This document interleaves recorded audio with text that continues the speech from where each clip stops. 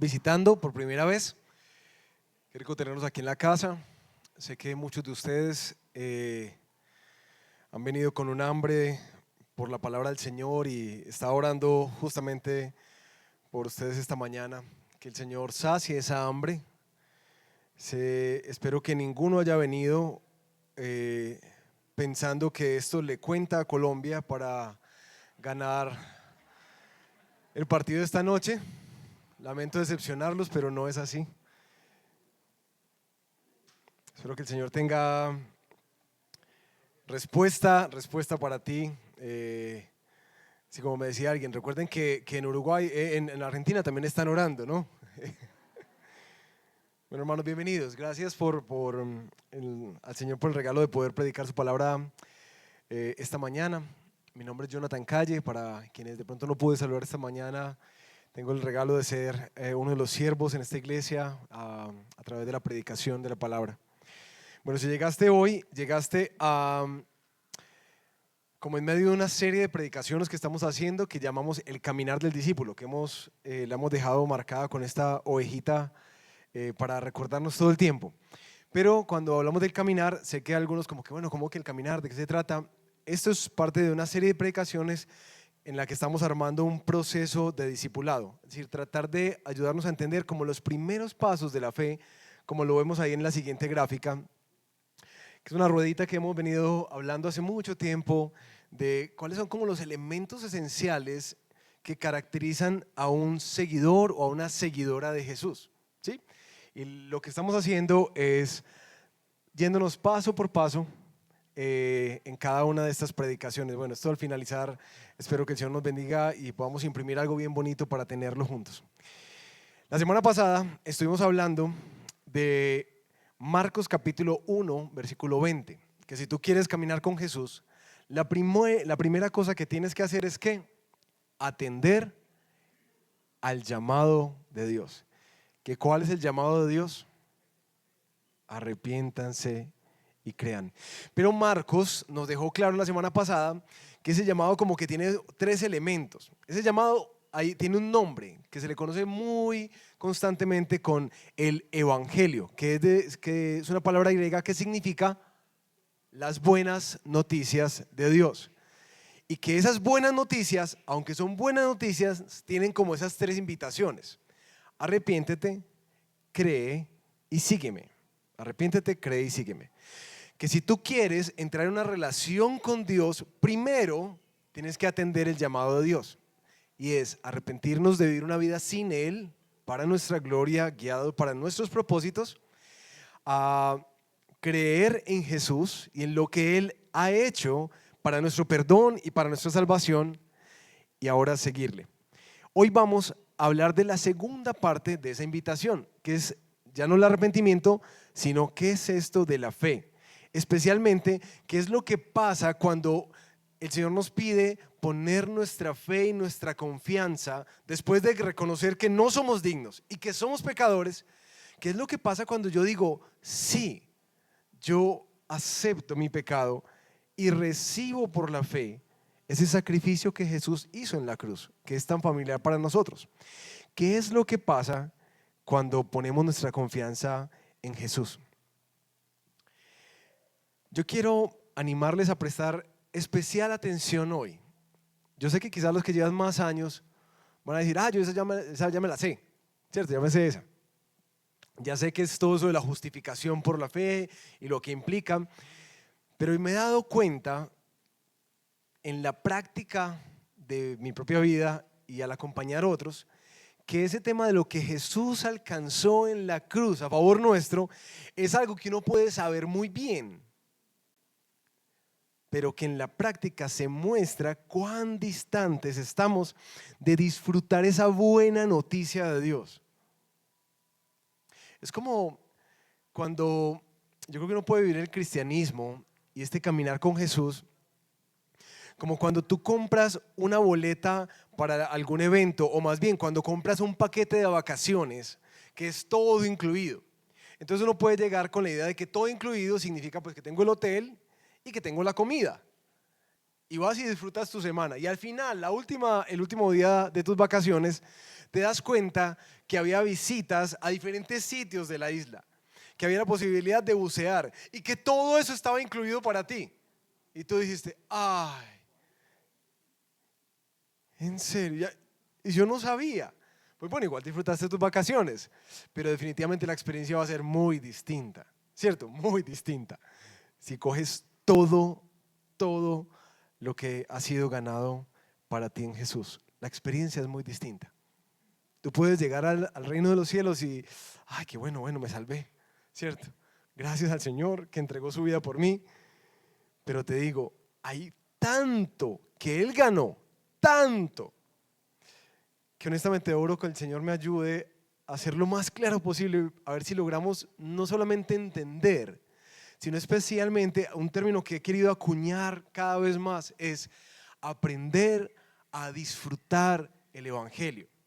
Porque cuando uno le dicen que el Evangelio es una buena noticia, uno no le dicen una buena noticia, vete, ganaste la lotería. Ah, qué bueno.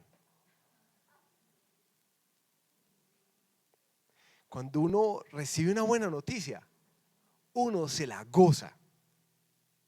Se la goza. Y eso es lo que yo quisiera que hoy pudieras recordar o quizás conocer por primera vez. Y que no solamente sea algo intelectual, sino que puedas ver cómo es que esto cambia literalmente toda tu vida. Toda la manera en que enfrentas cada cosa de la vida la cambia si tú entiendes lo que Jesús ganó por ti o lo que Dios te ha regalado completamente gratis a través de Jesús. Oremos que el Señor nos ayude con eso, ¿sí?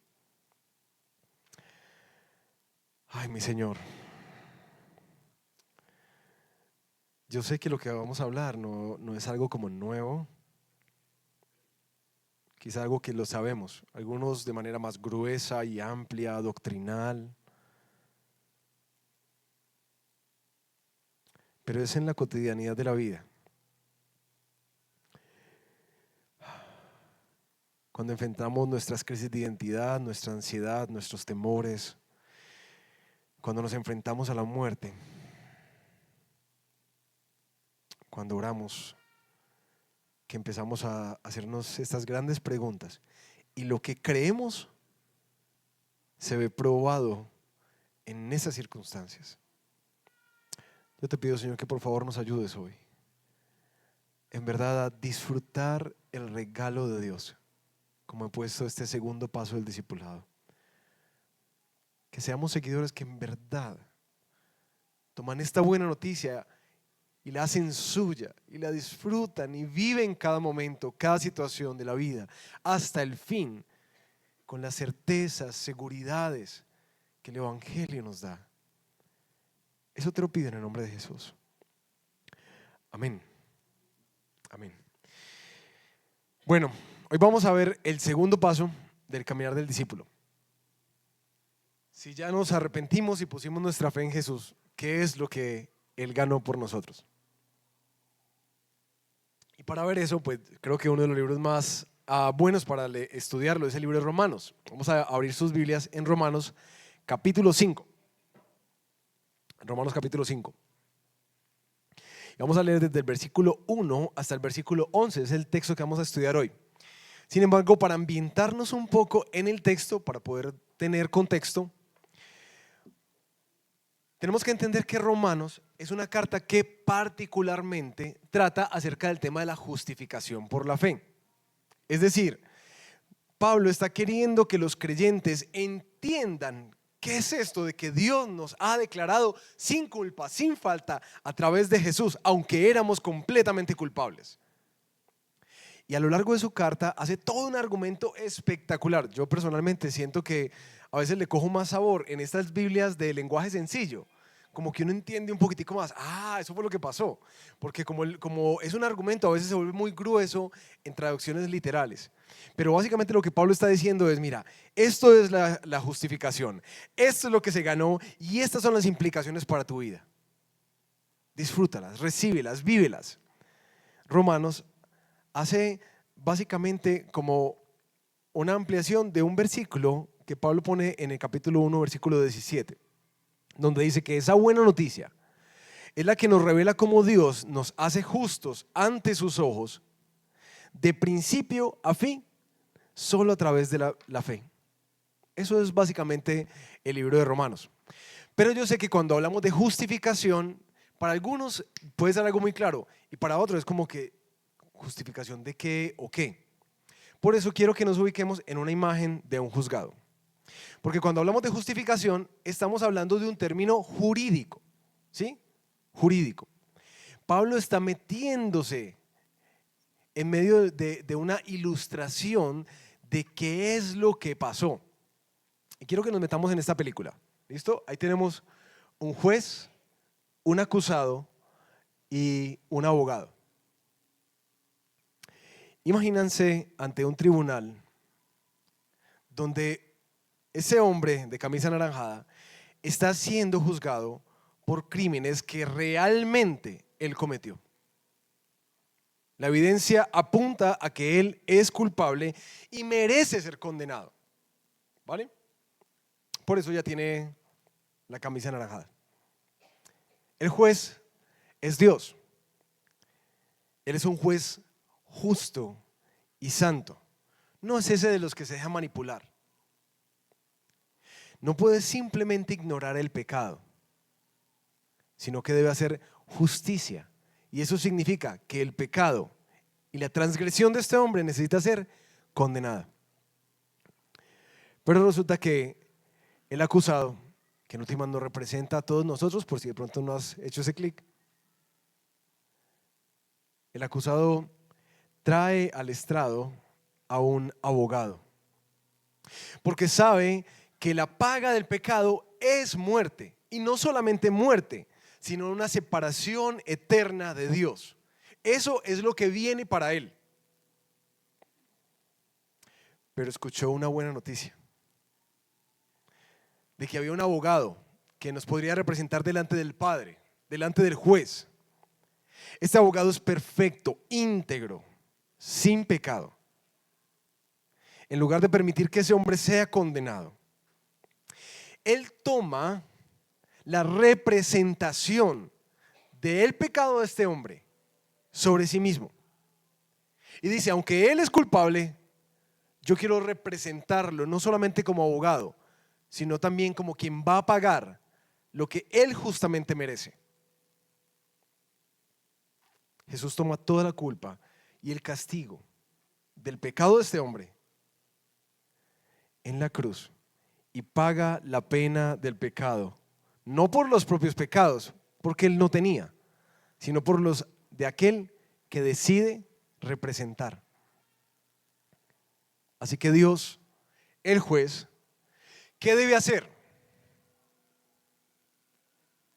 El juez acepta el sacrificio en representación de ese acusado como el pago completo por los pecados de ese hombre.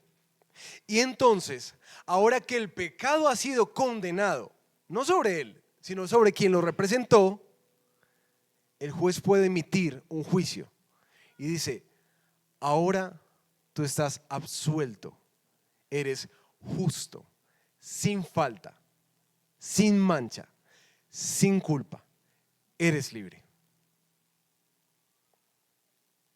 Eso es la justificación, la declaración de que no hay nada que se debe, pero solamente porque alguien más tomó el pago de esa deuda.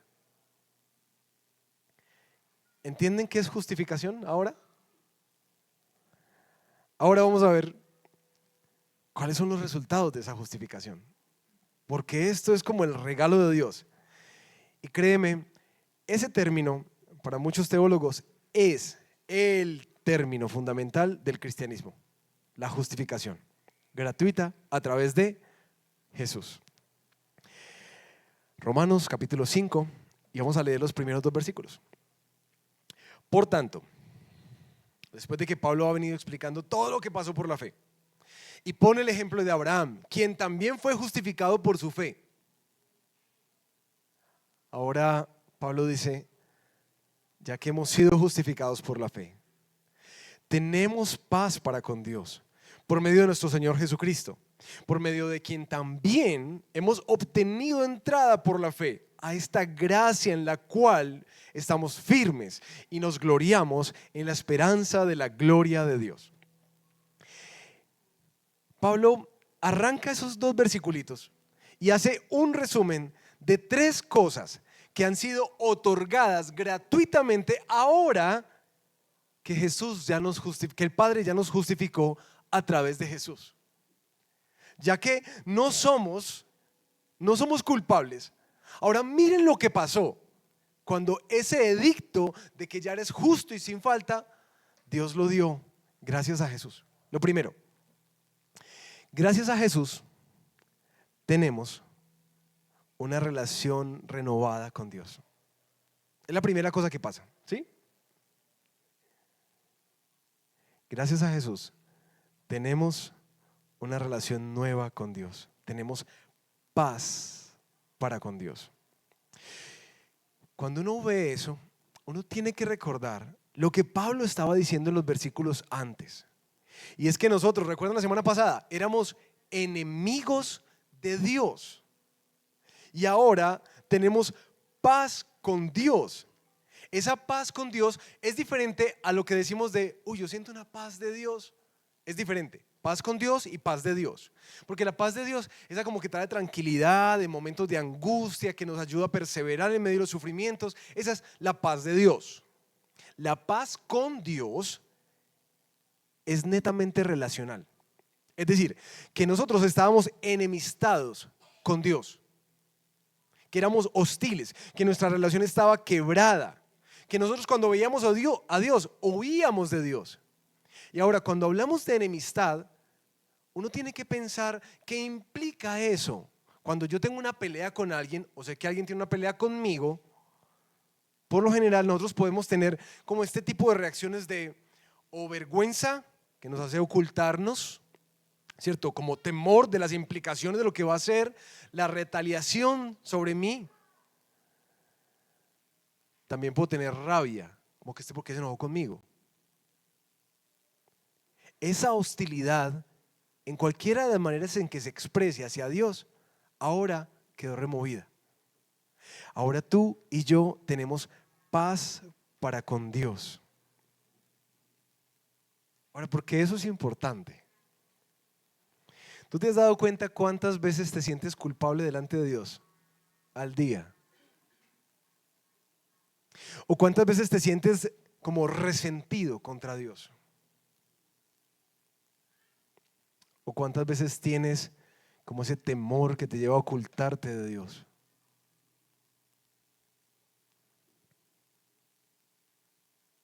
Hay una pregunta que yo suelo hacerles mucho en diferentes grupos en la iglesia. Me encanta porque ahí es donde pelamos el cobre.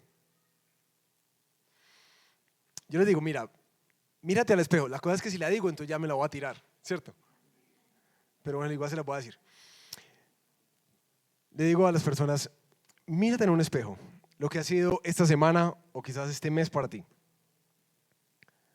Y mira las cosas que quizás tú dices, bueno, esto no le agrada a Dios. Si esto no está bien con el Señor. ¿Listo? Y cuando ya tenemos una lista, normalmente nosotros admitimos eso. Le pregunto, cuando tú miras, si tú pudieras mirar el rostro de Dios, ¿qué cara estaría haciendo Él? Por lo general, la gran mayoría de las personas me contesta,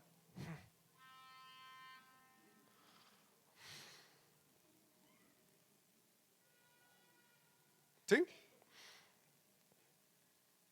Hay una profunda culpa arraigada en nuestro corazón.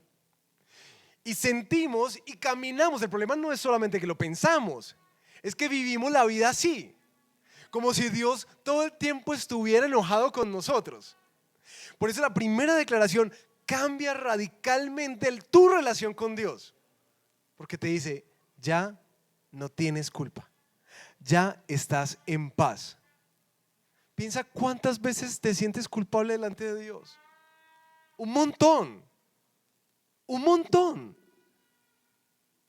Y dice que gracias a lo que Jesús hizo, tienes que recordar que ya estás en paz. Que la relación no está quebrada, está reconciliada con Él. Pero Pablo añade uno más y dice que gracias a lo que Jesús hizo, nosotros tenemos entrada o acceso a esta gracia en la que nos mantenemos firmes. ¿Qué es la gracia? Gracia es el favor no merecido. Pablo nos dice que no solamente hacia atrás todo lo que hicimos ya fue reconciliado en Cristo, sino que en este presente tenemos acceso constante. No es algo que pasó, es algo en lo que nosotros vivimos constantemente, en la gracia de Dios, en el favor inmerecido de Dios, en el acceso a una relación con el Padre. En eso es que tú vives cuando te reconciliaste con Dios en Cristo. Así que ya no tienes que vivir como huérfano, porque ya tienes Padre, ya puedes entrar. Ya no tienes que estar preso del temor, sino que puedes acceder a Dios. Y sí, cuando accedemos a Dios, accedemos reconociendo nuestro pecado. Por eso el acceso a la gracia es tan importante, porque siempre, de principio a fin, será algo no merecido. Cuando tú miras a Jesús y recuerdas la cruz, has de recordar que siempre, siempre, siempre tienes acceso a Dios y Él te ve con gracia, siempre. Que ya no hay más prerequisitos. Toda esa lista de cosas que yo pensé que tenía que hacer para poder agradar a Dios, todos los prerequisitos para poder obtener su favor y su bendición, todo eso que nos enseñó nuestra religiosidad, que tenemos que hacer y que si no lo hacemos, entonces Dios nos va a despreciar, Dios no nos va a escuchar. Mis hermanos, eso no es entender el evangelio, eso es caminar en una religiosidad constante y muchos de nosotros solemos caer ahí. No es algo que pasó, sino algo continuo. Gracias a Jesús. La tercera cosa que Pablo dice es que gracias a Jesús tenemos una esperanza de la gloria de Dios. Los comentaristas dicen que cuando Pablo utiliza este término de esperanza, realmente como que no hace mucho honor el español a lo que Pablo quiere transmitir. Esperanza es lo que tienen los de las bubucelas. Eso es esperanza. Porque esperanza es como que sí, vamos a ganar, sí. Pero nosotros sabemos que todo puede pasar, ¿cierto? Eso es esperanza. Pero eso no es la esperanza de la que está hablando Pablo. Cuando el término en griego aparece como una certeza, una confianza, algo inamovible, algo que ciertamente va a pasar. No como el partido de Colombia en la noche. Perdón por el choque de realidad aquí. Pero es muy diferente. Cuando Pablo dice, tenemos esta esperanza de la gloria de Dios, ataca directamente a esa idea que quizás aprendimos en la religión. ¿Cómo uno puede diagnosticar si yo tengo esta certeza? Y hay otra pregunta que siempre le hago a la gente. Oye, bueno, si aquí saliendo de Aviva, resulta que uno que se los tomó más temprano para prepararse para el partido, ¡pra!, que te coge y te atropella.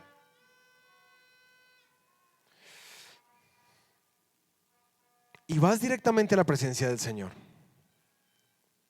Y tú sabes que la palabra dice que Dios, como veíamos en la imagen, es un juez justo. Es justo. No te quedes con la idea como, no, Él va a decir, no, tú que eres tan bueno, tranquilo. No, Él es justo. Pasarte así de largo sería injusto. Él es justo. Si Él te pone frente al estrado, con el libro de tu vida abierto, juzgando todos tus actos y todos tus pensamientos, entonces ¿cuál va a ser el veredicto de Dios sobre ti? Piénsalo por un momento. ¿Cuál sería el veredicto de Dios? ¿Qué debe hacer Dios contigo? ¿Dejarte entrar a su reino y a su gloria? ¿O te va a despachar a un lugar de tormento? ¿Qué debe hacer? Porque eso determina lo que tú crees acerca de tu esperanza. ¿Les parece si aguantamos el calor y cerramos? ¿Cierto? Ok. Porque esa esperanza está siendo muy ruidosa.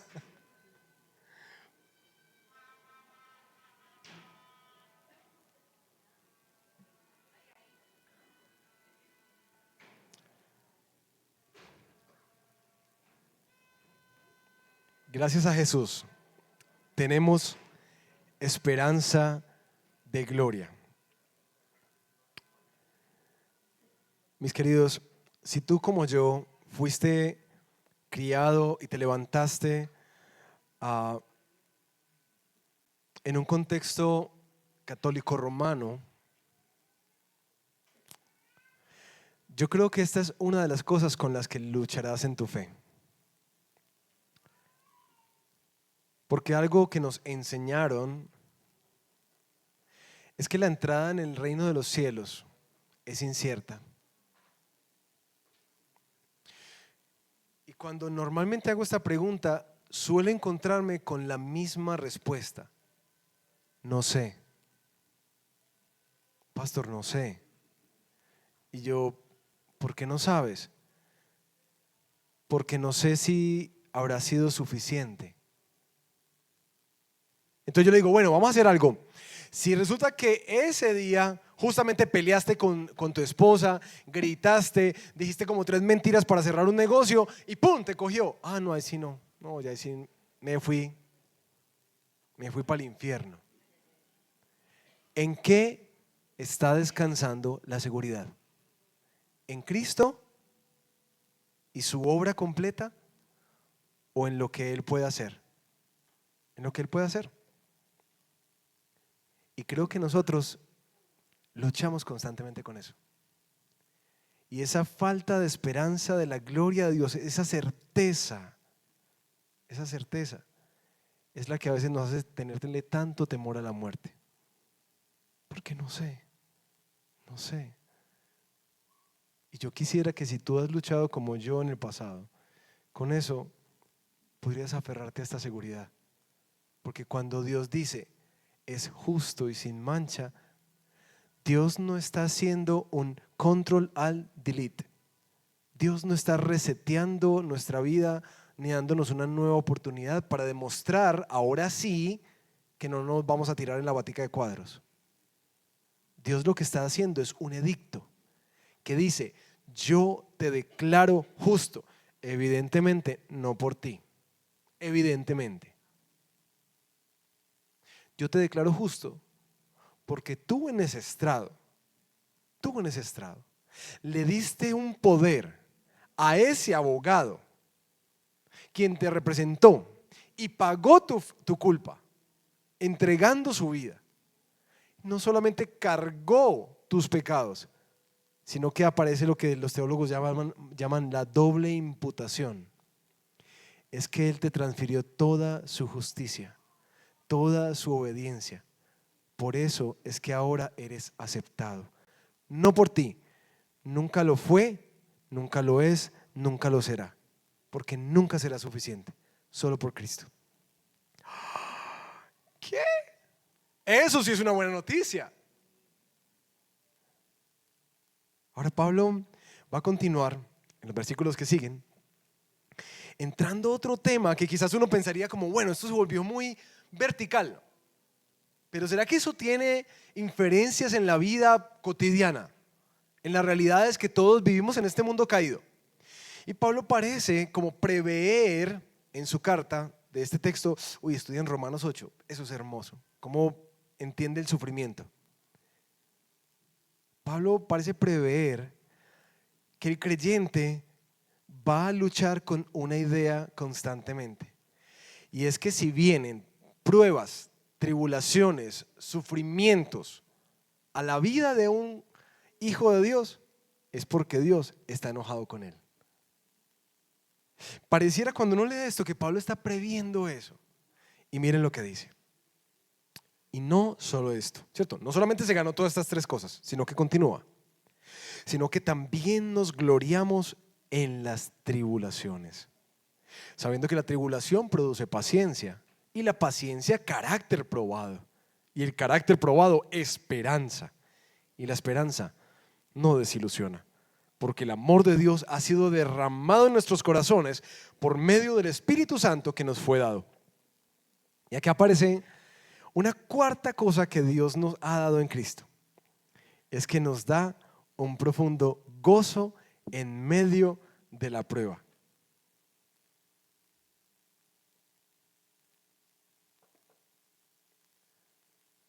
Eso suena ilógico, ¿no? Es decir, si uno le viene un chicharrón encima, cierto que la primera reacción no es gozo. Y menos el término que Pablo utiliza, yo me glorío en este chicharrón, ¿cierto? Me glorío en esta escasez, me glorío en esta enfermedad. Si uno dice, ¿uno qué hace en eso? ¿Uno qué hace cuando queda sin empleo? Cuando le da un diagnóstico malo, cuando empiezan los dolores. Sentirse castigado por Dios. Y en vez del gozo, empieza la queja. ¿Cierto que sí? Y empezamos a refunfuñar contra Dios. Porque como se nos olvidó que era por gracia, nosotros le empezamos a reclamar como si fuera por obras. Y empezamos a refunfuñar contra Dios. Y Pablo dice, cuando tú entiendes lo que pasó en la cruz, que tú eras pecador y que se te perdonó por gracia, que tienes acceso, que tienes paz con Dios, que tienes una certeza del futuro, eso también cambia la manera en que tú vives tus pruebas. Y Pablo dice, podemos gloriarnos. Y esto es algo que nos deja la cruz de Cristo. Una gloria en medio de los chicharrones de este mundo, en medio de las pruebas, de las cosas difíciles. Podemos gloriarnos, pero ¿por qué?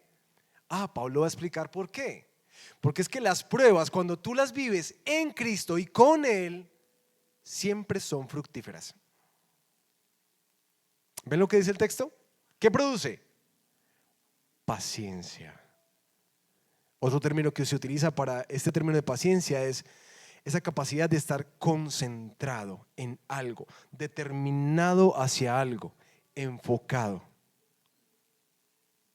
Cuando las pruebas Dios las permite en nuestra vida y cuando las pruebas Dios las envía a nuestra vida, algo que hacen es que empiezan a producir frutos en la vida del creyente. ¿No se han dado cuenta que la adversidad tiene esa característica de ayudarlo a uno a filtrar las cosas en las que no debe estar concentrado y que le da enfoque? Y miren que esto es una escala consecutiva que Pablo nos está diciendo. Primero, produce esa paciencia que te enfoca en algo, que puedes perseverar tras algo. Y después dice que produce un carácter probado. ¿Eso qué es? Madurez. Madurez en la vida. ¿O no hemos madurado en el sufrimiento? Pues espero que sí, porque no sería muy triste. ¿O no madura nuestra fe en el sufrimiento? Madura.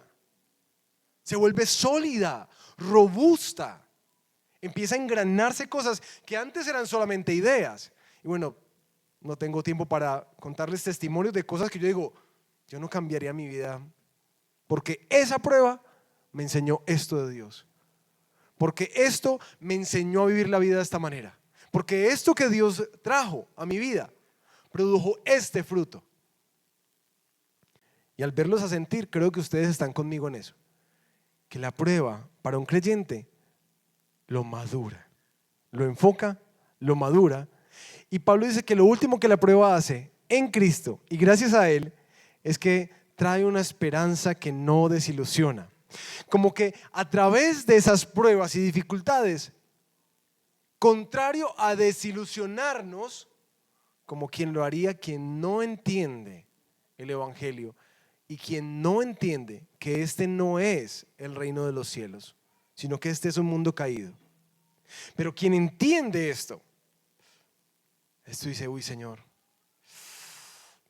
gracias porque tengo una esperanza más grande que esta relación, que este negocito que se quebró, que este cuerpo que se está deteriorando, como que a medida que atraviesan los sufrimientos, como diría el apóstol Pablo, aunque por fuera nos vamos desgastando, por dentro nos vamos renovando día tras día.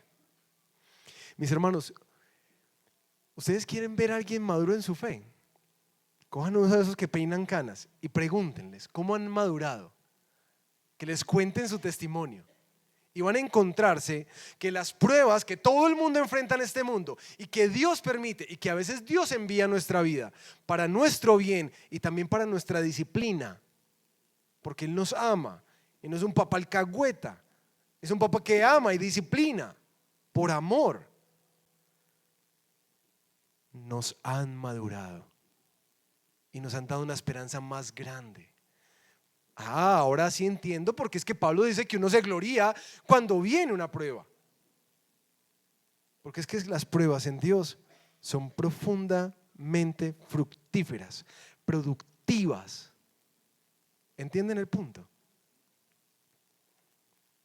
Nos gloriamos en las tribulaciones. Pero Pablo, al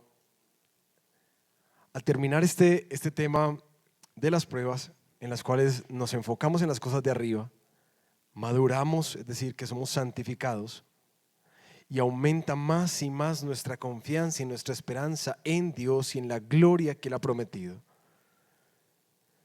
Pablo hasta aquí ha hecho el resumen de algo que doctrinalmente se conoce como los beneficios del Evangelio. Y quiero mostrarles una imagen aquí, unos muñequitos. A mí me gusta poner todos muñequitos a ver si entendemos mucho. Es que a mí me cuesta mucho entender, entonces necesito muñequitos para poder hacerlos.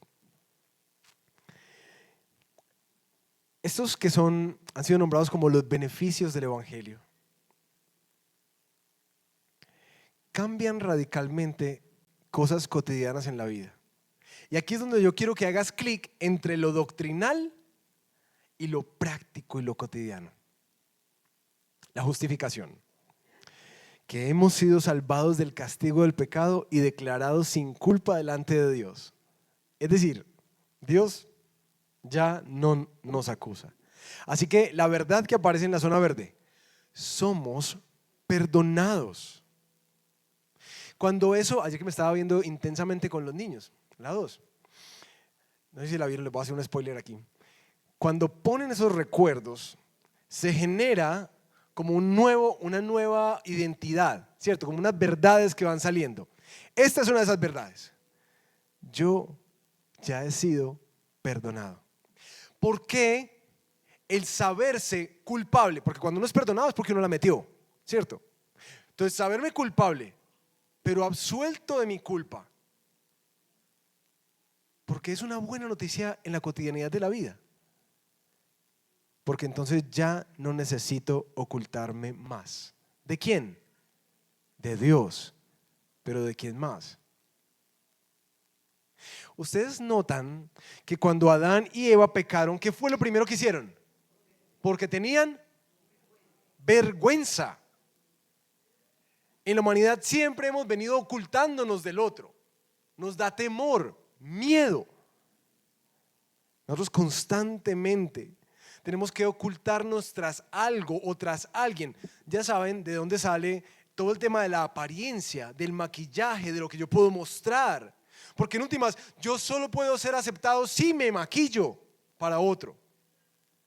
Si tengo cosas, si demuestro cosas. Porque en lo último, yo sé que soy culpable. Yo sé que soy un fraude y tengo temor a ser descubierto. Pero una de las grandes verdades del Evangelio es que te dice, sí, tú no eres perfecto, pero ya has sido perdonado.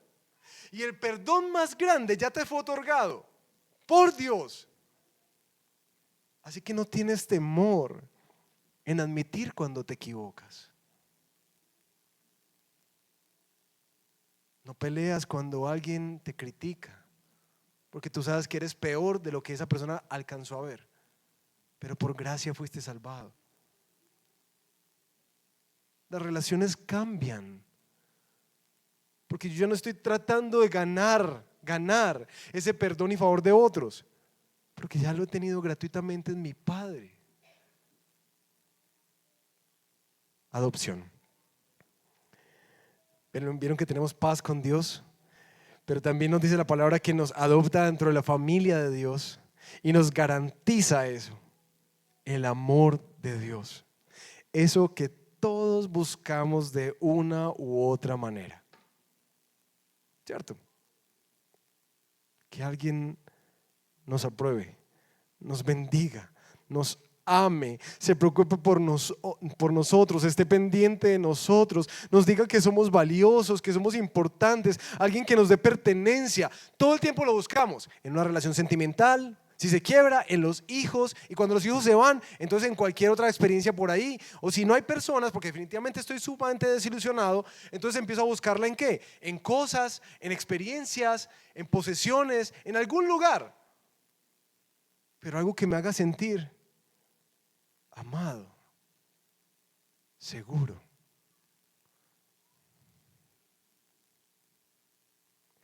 Y cuando eso no lo tenemos, perdónenme la expresión, pero parecemos mendigos, haciendo y deshaciendo, tratando de que alguien nos haga sentir así.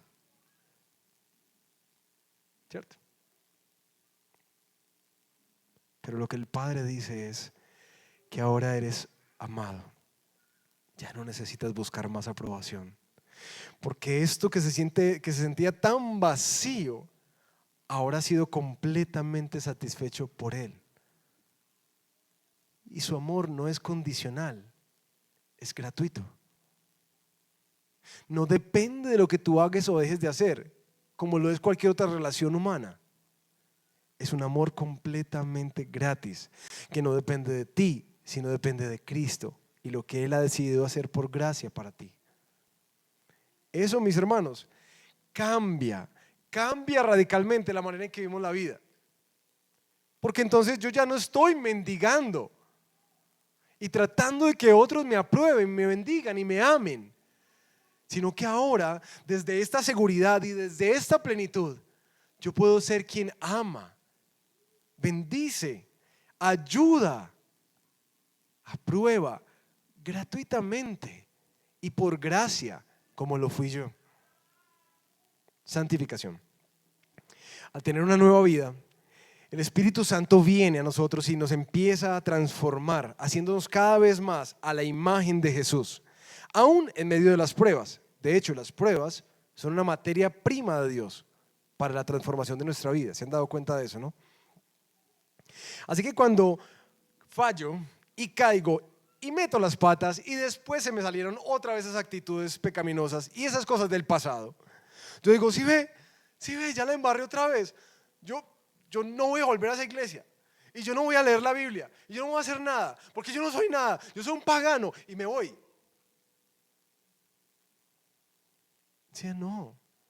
Si tú entiendes lo que se te dio en Cristo, entonces puedes descansar, que tú estás en un proceso. Él te tomó y te hizo suyo y te está cambiando. Estás siendo transformado. Así que tenemos esperanza en medio de nuestros fracasos. Y por último, la glorificación, que tendremos un nuevo futuro. Seremos salvados de la ira de Dios y tenemos entrada segura a la gloria de Dios por medio de Cristo. Lo que les decía ahora de ese temor constante, yo no sé, tengo temor a la muerte, no sé qué va a pasar, es incierto. Porque mis queridos, hago una claridad aquí y es, yo siento que culturalmente tenemos como una falsa seguridad. Ustedes se han dado cuenta que cuando uno entra a un ascensor y el ascensor está muy lleno, generalmente hay algún señor chistoso que dice, ¿qué pasa si caemos todos en el cielo? A ustedes también les tocó el mismo señor. Yo creo que culturalmente tenemos una idea de que el cielo está abierto para todos. Y esa idea no es una idea bíblica. Porque el cielo está reservado como una recompensa para quienes han recibido la justicia de Dios. la aprobación a través de la fe, del arrepentimiento y la fe. Así que no es para todo el mundo. Uno puede tener esa confianza de la glorificación si tienes una relación correcta con Jesús. Ese quizás es un resumen de esto que llamamos disfrutar el Evangelio. Verdades que cambian la manera en que vivimos.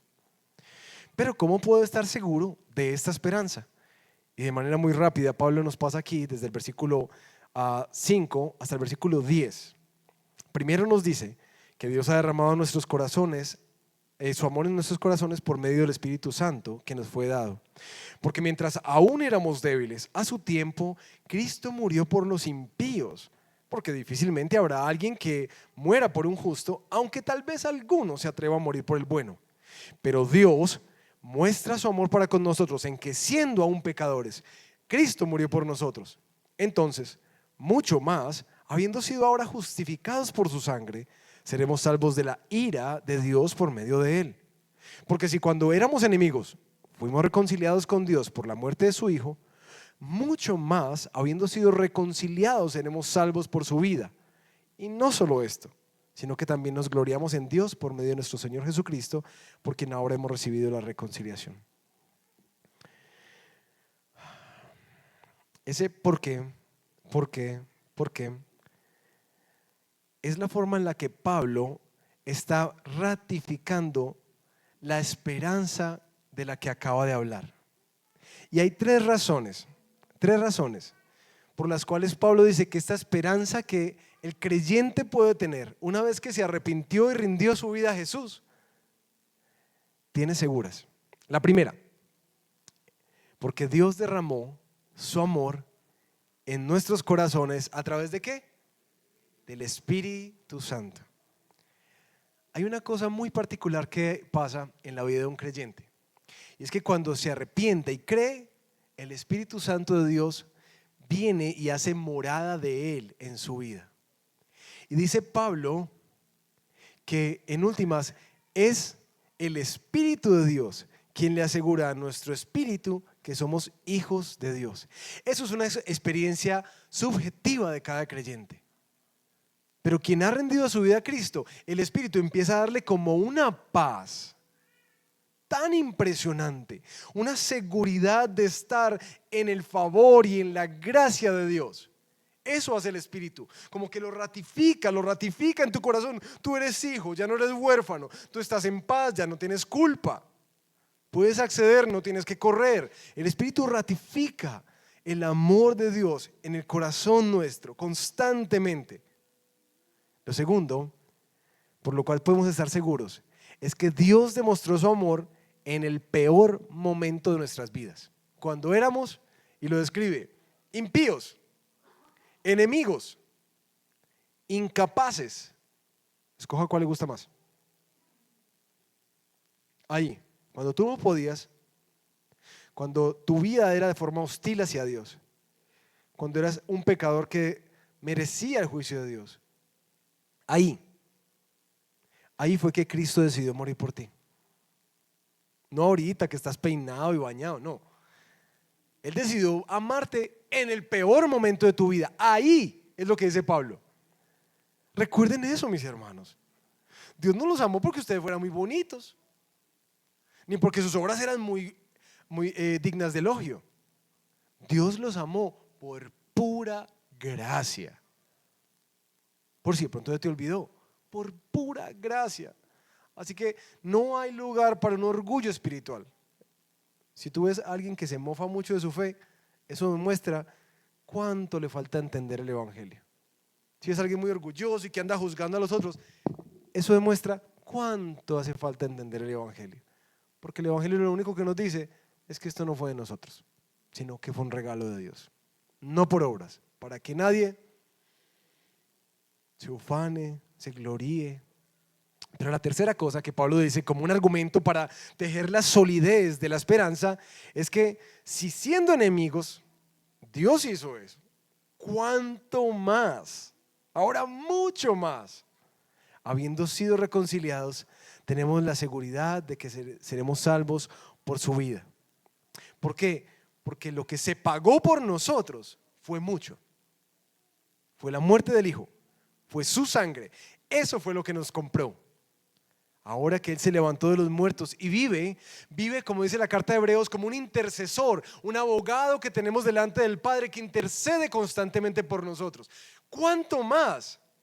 Ahora que ya hemos sido limpios y declarados sin mancha, ahora que tenemos este sello del Espíritu en nosotros que nos asegura nuestra salvación, ¿cuánto más, mis hermanos? Eso nos va a sostener hasta el fin. Eso es lo que Pablo está diciendo. Por eso es que es tan seguro. Esto no es como el partido de Colombia, no. Esto es muy seguro. Pablo quiere ratificarlo. Y espero que quede ratificado en tu corazón también. Porque cuando tú y yo entendemos eso, pasa lo último que dice en el versículo 11. Y no solo esto. ¿Notan que continúa con el no solo esto? Sino que también nos gloriamos, gozamos, alegramos en Dios por medio de nuestro Señor Jesucristo, por quien ahora hemos recibido la reconciliación. ¿Sabes qué es lo último que pasa? Como el último beneficio de la justificación, cuando eso cala en tu vida, tú ya no solamente tienes paz con Dios, sino que ahora Dios se convierte en tu mayor gloria, en tu mayor gozo, en tu mayor recompensa. Dios se vuelve el centro de tu vida y la fuente de tu vida y de tu mayor felicidad. Cuando todo esto cala, el amor que uno empieza a experimentar por Dios es impresionante. En conclusión, les estaba diciendo que este es el segundo paso del discipulado. Primero, arrepentimiento, fe. Pero lo que sigue es: entiende, date cuenta de lo que se ganó por ti. Gracias a Jesús, este resumen: tenemos paz con Dios, confianza siempre en su gracia, una esperanza de su gloria, propósito en medio de las pruebas y plenitud. Esa sensación de que yo estoy completo, como que no me falta nada en Dios.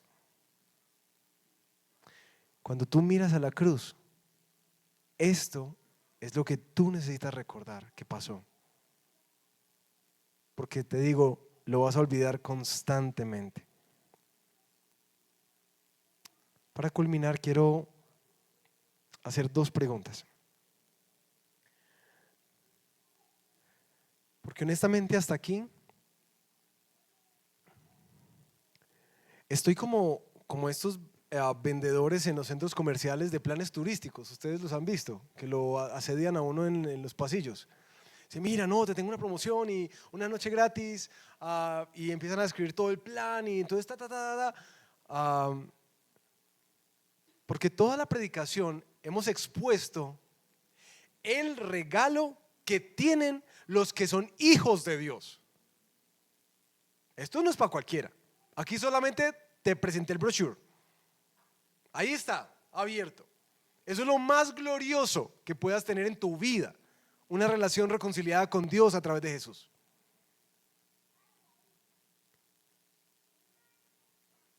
Y ahí es cuando uno con los vendedores dice: bueno, ¿y qué me va a pedir? ¿Sí? Dice: bueno, ¿qué me va a pedir?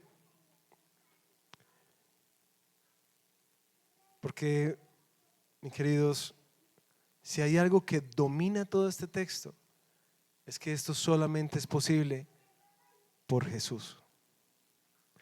Ese que la semana pasada nos estaba llamando y diciendo: arrepiéntete. Deja de vivir así. Date la vuelta. Reconoce tu pecado. Reconoce tu culpa. Y Él no viene para ajusticiarte.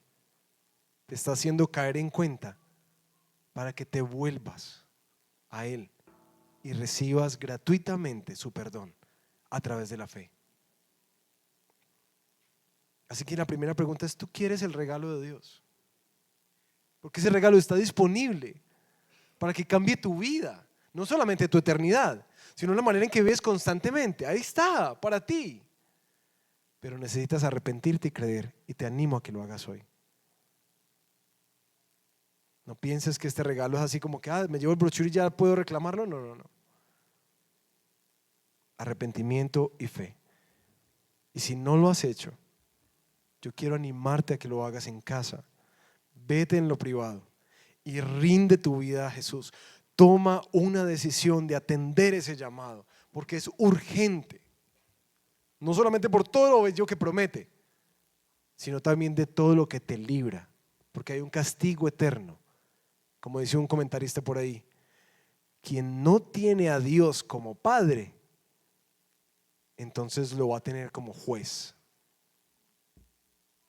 Y espero que tú tengas a Dios como padre. La segunda pregunta es para quienes llevan más años.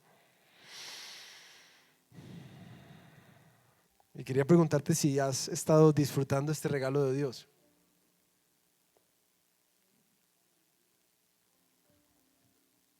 Y quiero dejarte un minuto para que pienses.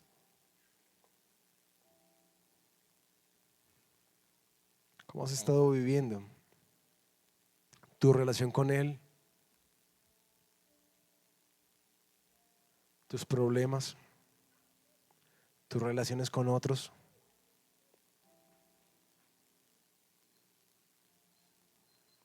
Porque te digo, entender esto cambia todo.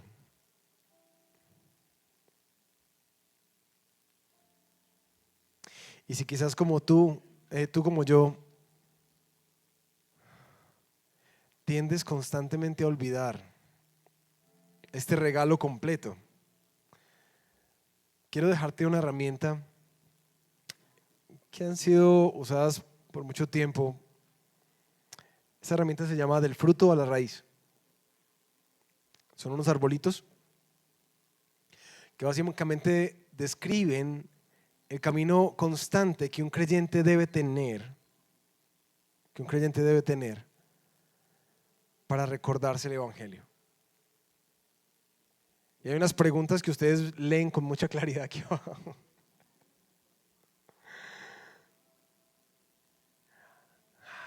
Desde lo que experimentamos, los frutos. ¿Qué fruto estoy viendo en mi vida? Deseo de control, temor, ansiedad, enojo, preocupación. Esos son solamente ejemplos, ¿sí? ¿Qué estás viendo? Esta es una herramienta que utilizamos constantemente en consejería acá. ¿Qué estás viviendo? Ok.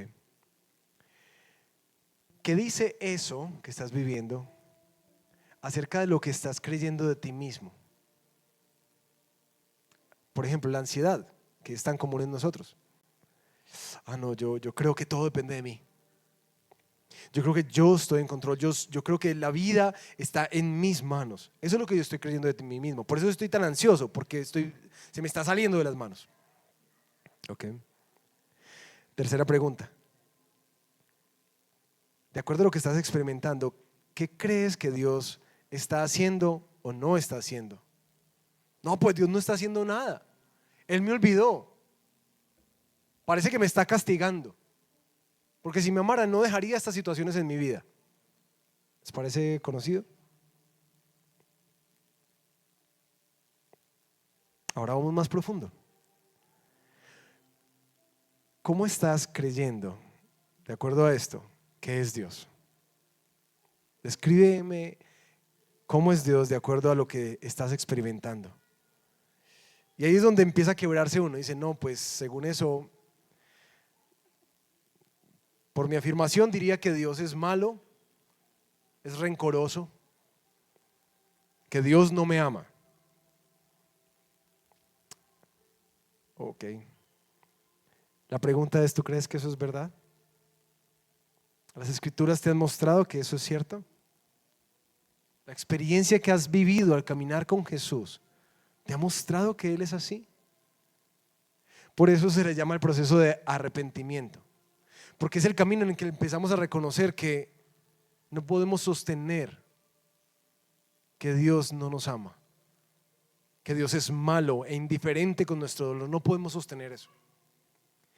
Y arranca un proceso, ahora no de confesión de pecado, sino de la confesión de fe, de lo que creemos. Y arranca las preguntas de para arriba.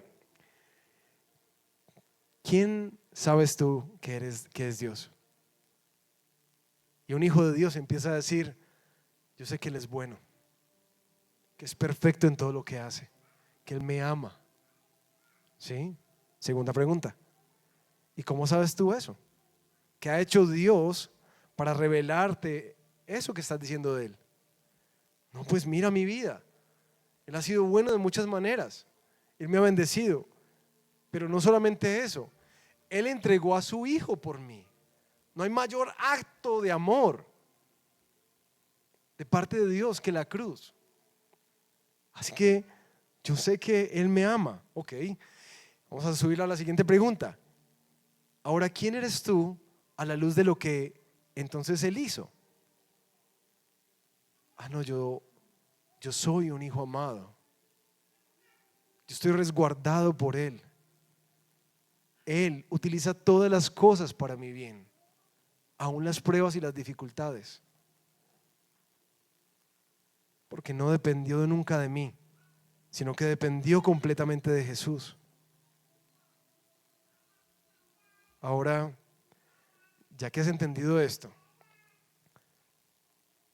¿qué fruto sale de esto? ¿Cómo podrías vivir hoy a la luz de eso, de quién eres en Cristo?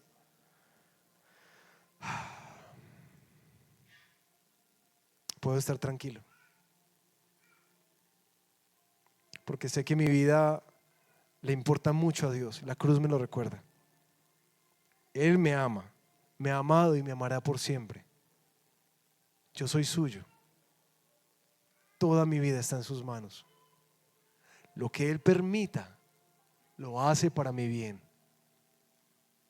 Él se gloriará y Él me transformará a través de esto.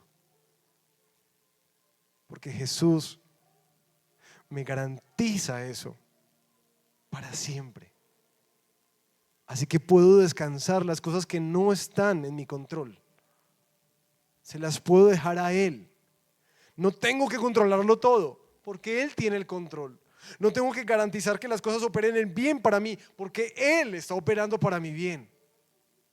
Así que puedo encontrar propósito y ver quizás otros frutos que no estaba esperando, pero que mi buen Padre quiere producir. Cambian las cosas con el Evangelio, ¿cierto? Radicalmente. Quiero dejarte esa herramienta que es parte de nuestro discipulado, porque lo puedes hacer solo en la casa. Esto es algo que constantemente, cuando la vida se vuelve un caos y me salgo al balcón con el cafecito y con la Biblia para pelear con Dios. ¿Pero por qué? Empiezo a ver qué fruto estoy viendo en mi vida. Estoy enojado, tengo relaciones quebradas, estoy furioso, tengo envidia. O sea, ¿esto es lo que Dios produce? Eso no es de Dios. Entonces empiezo con las preguntitas de diagnóstico. Y el principio de estos arbolitos es este: que en últimas todos nuestros problemas tienen en la raíz una profunda pelea con Dios y un profundo olvido del Evangelio, de la buena noticia de cómo es que Él nos ha salvado y ha hecho suyos. Padre, gracias por tu palabra y gracias por este regalo, Señor.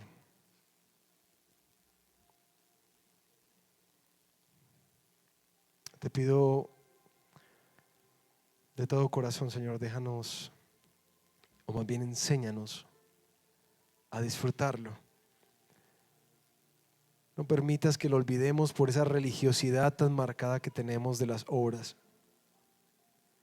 Abre nuestros ojos cada día para ver a Jesús. Te pido que nos bendigas, Señor, que bendigas a mis hermanos, a mis hermanas, en medio de las pruebas, en medio de las confusiones, en medio de las decisiones, en medio de los temores. Porque es que el Evangelio no es algo solamente como para la eternidad, es para el aquí, para la hora, y lo cambia todo. la manera en que vivimos todo, la manera en que respondemos a todo. Ayúdanos a caminar este camino de la incredulidad hacia la fe, para que los frutos del Evangelio salgan naturalmente de nuestro corazón y podamos vivir esta vida que tú quieres que vivamos, una vida plena, abundante en ti. En el nombre de Jesús. Amén.